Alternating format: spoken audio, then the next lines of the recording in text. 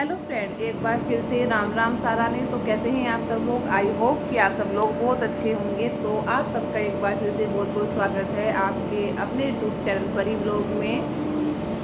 तो आपने देखा होगा कि अनीसा रांगा और उसकी माँ केसर पवार का अब तक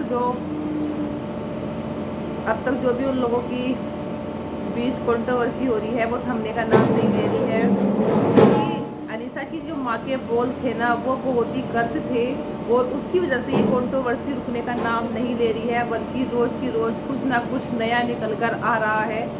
जहाँ अब तक अनीसा और उसकी माँ के ऊपर इल्ज़ाम लगाए जाते हैं, वहीं अब केसर पवार जी के ऊपर भी इल्ज़ाम लगाए जा रहे हैं कि उनके किसी गाने को लेकर ये सब कुछ हुआ है।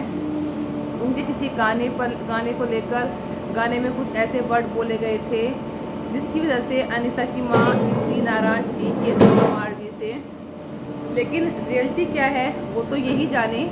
लेकिन जो दो बड़ी बात है वो एक है कि अनीसा की माँ के जो वर्ड थे, जो उन्होंने होटल वालों को लेकर बोला, वो सबसे बड़े गलत थे। सोशल मीडिया पर जिस तरह की उन्होंने लैंग्वेज यूज करी, उस तरह की लैंग्वेज सोशल मीडिया पर यूज नहीं की जाती है, ना ही करनी चाहिए। वो खुद ही फंसी हैं अपनी बातों में। दूसरी तरफ अगर वो कहती है कि मैंने सिर्फ होटल वालों को नहीं बोला, मैंने सिर्फ कुछ लोगों को बोला, तो आंटी जी आपको उन कुछ लोगों का नाम लेना चाहिए था, ना कि आपने सब होटल वालों को यहाँ तक बोल दिया कि तुम लोगों की औकात क्या है सिर्फ बर्तन साफ करने की। आंटी जी बर्तन साफ करे, चाहे शेफ हो चाहे मैनेजर हो। ये देखिए कि वो अपने बीवी बच्चों को पाल रहे हैं, जॉब कर रहे हैं, किसी के आगे कटोरा लेकर भीख नहीं मांग रहे हैं।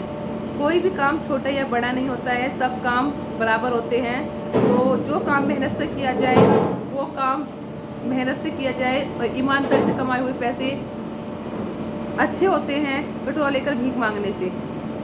तो आंटी जी आपने जो आपके मुंह से वर्ड निकले हैं ना, और उनकी बीवियों को लेकर के धंधा करती हैं, ये करती हैं, वो करती हैं, आपने बहुत ही ज़्यादा गलत वर्ड यूज बोले हैं। आप खुद सोचिए कि आपने क्या बोला है। दूसरी तरफ आप माफ़ी भी मांग रही हैं और माफ़ी में भी आपके एटीट्यूड नज़र आ रहा है। तो आंटी जी अगर माफ़ी मांगनी है तो दिल से माफ़ी मांगिए, ये दिखावे वाली माफ़ी नहीं चलेगी। क्योंकि आपने किसी एक आदमी पर नहीं, जितने भी होटल से रिलेटेड लोग हैं सबके ऊपर इल्ज़ाम लगाया है, तो उन लोगों का गुस्सा तो आप जाहिर है कि निकलेगा ही निकलेगा। दूसरी तरफ अनीसा ने भी माफ़ी कहा है कि मैं माफ़ी मांगती हूँ अपनी मम्मी की तरफ से। दूसरी तरफ वो ये भी बोल रही है कि जो मेरी मम्मी ने कहा वो सही कहा, क्योंकि अगर मेरी जगह किसी और की माँ होती तो शायद उसके मुंह से भी यही वर्ड निकलते। तो अनीसा आप भी यहाँ पर गलत हैं। अगर आप लोगों को माफ़ी मांगनी है तो दिल से माफ़ी मांगिए। ये दिखावटी माफ़ी मांगने से कोई फ़ायदा नहीं होने वाला, क्योंकि कहीं ना कहीं आपकी और आपकी मम्मी की जो दिखावटी माफ़ी है ना, वो कहीं ना कहीं नज़र आ रही है। आप लोगों की माफ़ी मांगने में भी ना वो फील नहीं हो रहा अंदर से कि हाँ हमने गलती की है तो हम माफ़ी मांग रहे हैं। कहीं ना कहीं आपके जो बातों में ना जो हंसी मुस्कुराहट आ रही है ना, अभी आपकी बातों में मुस्कुराहट आ रही है, और आपकी जब माँ माफ़ी मांग रही है तो उसमें एक एटीट्यूड नज़र आ रहा है। वो दिल से मांगी हुई माफ़ी नहीं नज़र आ रही है। जो आंटी ने वर्ड बोल दिए हैं वो वापस तो नहीं लिए जाएंगे। ऐसा नहीं होता है किसी को हमने गोली मार दी फिर बोल दे उसको सॉरी तो वो जिंदा होके बैठ जाएगा। ठीक है, जो आप लोगों ने जिस दिलों का दिल दुखाया है तो वो तो वही जानते हैं कि उनको कितना दुख पहुंचा है आप लोगों की बात से। और रही आपकी बात अनीसा, आप अगर आज यहाँ तक पहुँची हैं, इस मुकाम तक पहुँची हैं, तो इस पब्लिक की वजह से ही पहुँची हैं, पब्लिक के सपोर्ट की वजह से ही पहुँची हैं। लेकिन अगर आपकी माँ उन पब्लिक को ही गाली देगी, उनकी बीवियों को धंधा वाला बोलेगी, होटल वालों को उनकी औकात दिखाएगी, तो आपको क्या लगता है कि पब्लिक आपको रहने देगी? आपको बनाने वाली भी पब्लिक है और आपको चाहे तो गिराने वाली भी पब्लिक बन जाएगी। तो इसलिए अच्छा होगा कि आप और आपकी माँ दिल से माफ़ी मांगे, तब जाके कुछ हो सकता है। और आगे से अपनी जुबान पर थोड़ा कंट्रोल रखें। ऐसा नहीं है कि आप कुछ ऊपर हो गई हैं तो आप किसी को कुछ भी बोल सकती हैं। आपको जो यहाँ तक किसी ने पहुँचाया है ना, वो इन्हीं जनता ने पहुँचाया है, और चाहे तो यही जनता आपको नीचे भी ला सकती है। तो आगे से सोच समझ कर बोले आप क्या बोल रहे हैं। इसलिए बोलती हूँ हर किसी को कि सोशल मीडिया प्लेटफॉर्म है, इस वजह से बात कही हुई बहुत दूर तक पहुँच सकती है। तो इसलिए सभी लोग अपनी जुबान पर कंट्रोल रख कर बोलें कि क्या बोल रहे हैं। दूसरी तरफ केसर पवार जी ने बोला है कि हाई कोर्ट में याचिका दायर करने के लिए। तो देखो उनको बुरा लगा होगा, क्योंकि कहीं ना कहीं जो अनीसा है उसका कैरियर जो बना है वो कहीं ना कहीं मेरे ख्याल से जो बना है वो कहीं ना कहीं केसर पवार जी की वजह से ही बना है। और उनकी माँ उनके ऊपर ऐसे इल्ज़ाम लगाएंगी, देखो कोई भी नहीं चाहेगा कि ऐसा हो।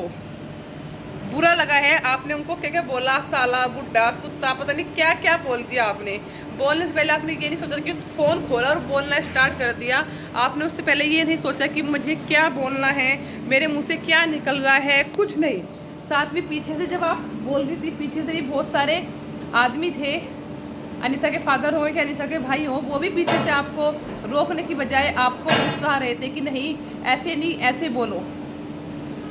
तो ये गलत है। और रही आपने बोला कि अभी तो उसकी सगाई हुई है, अभी तक ट्रोल कर रहे हो, अभी तो शादी होनी बाकी है, जब इतना ट्रोल करोगे तो आंटी जी अगर ट्रोल होने वाला काम करेंगे तो ट्रोल ही होंगे। अगर आप चाहते हैं कि ट्रोल ना हो तो उसके लिए आपको अपनी थोड़ी जुबान पर कंट्रोल रखना होगा। कुछ चीज़ें ऐसी होती हैं कि हमें वो सुननी भी पड़ती हैं, सहन भी करनी पड़ती हैं। अगर आपकी बेटी को लेकर कोई गलत अफवाह फैला रहा था, गलत मीम्स डाल रहा था, तो आप उसके लिए गवर्नमेंट का दरवाज़ा खटखटा सकती थी, थाने में कंप्लेन कर सकती थी। गवर्नमेंट होती किस लिए है? अगर सब काम अपने आप ही कर ले, सब डिसीजन अपने आप ही ले ले, तो फिर पुलिस वालों का काम क्या है? तो आगे से आप भी याद रखेंगे कि आपको जो भी कदम उठाना है सोच समझ के कदम उठाना है।